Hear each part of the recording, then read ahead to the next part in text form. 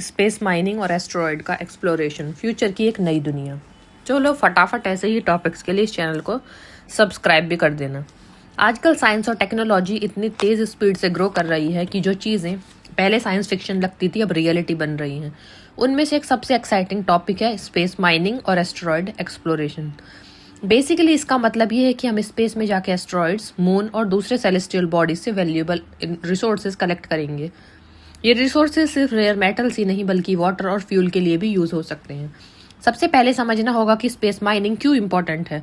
अर्थ पर हमने सेंचुरी से मेटल्स और मिनरल्स माइन किए हैं, लेकिन अब नेचुरल रिसोर्सेज कम हो रहे हैं और माइनिंग का एनवायरनमेंट पर बहुत नेगेटिव इम्पैक्ट पड़ रहा है। तो इसलिए साइंटिस्ट और एंटरप्रेन्योर्स ने स्पेस में रिसोर्सेज ढूंढने का आइडिया सोचा। एस्टेरॉयड्स और मून में मेटल्स, मिनरल्स और वाटर की ह्यूज क्वांटिटी अवेलेबल है। इमेजिन करो एक एस्टेरॉयड के अंदर प्लेटिनम, गोल्ड, निकल और आयरन के इतने डिपॉजिट्स हैं कि अर्थ की सारी माइनिंग काफी छोटी लगती है। अब एस्टेरॉयड्स हमारे human treasure chest in space.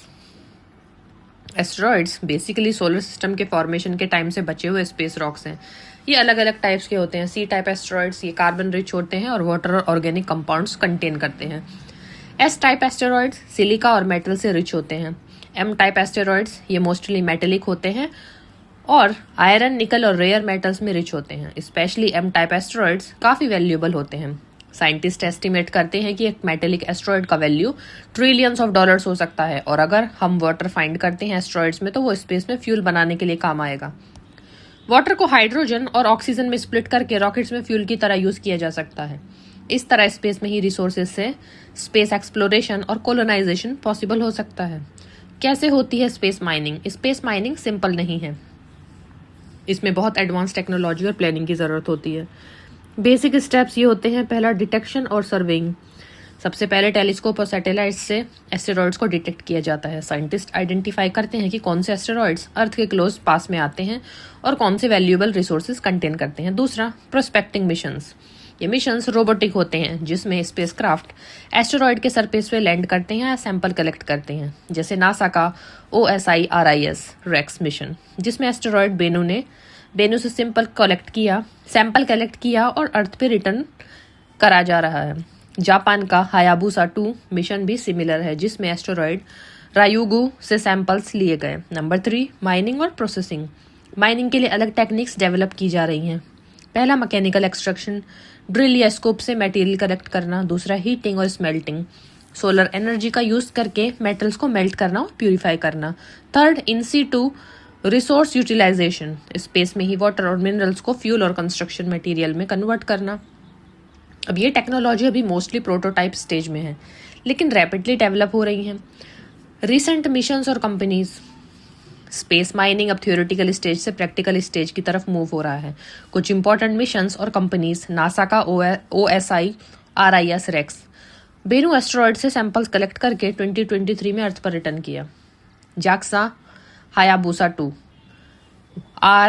युगु asteroid से सैंपल्स रिटर्न किए। Planetary resources and deep space industries, private companies जो एस्टेरॉयड माइनिंग के लिए स्पेसक्राफ्ट और टेक्नोलॉजी डेवलप कर रही हैं। ये कंपनीज अभी इनिशियल स्टेज में है, लेकिन फ्यूचर में ये $1 ट्रिलियन इंडस्ट्री बन सकती हैं।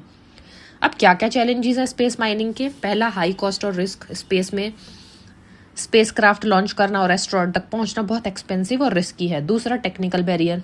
माइक्रोग्रेविटी में माइनिंग और प्रोसेसिंग करना कॉम्प्लिकेटेड है। सब इक्विपमेंट स्पेशली डिजाइन करना पड़ता है। नंबर 3, लीगल और ओनरशिप इश्यूज। स्पेस लॉ अभी क्लियर नहीं कि कौन एस्टेरॉयड के रिसोर्सेज का ओनर होगा। सो आउटर स्पेस ट्रीटी में भी गाइडलाइंस हैं, लेकिन प्रॉपर्टी राइट्स भी अभी मुर्की हैं। फ्यूचर पॉसिबिलिटीज क्या हो सकती हैं?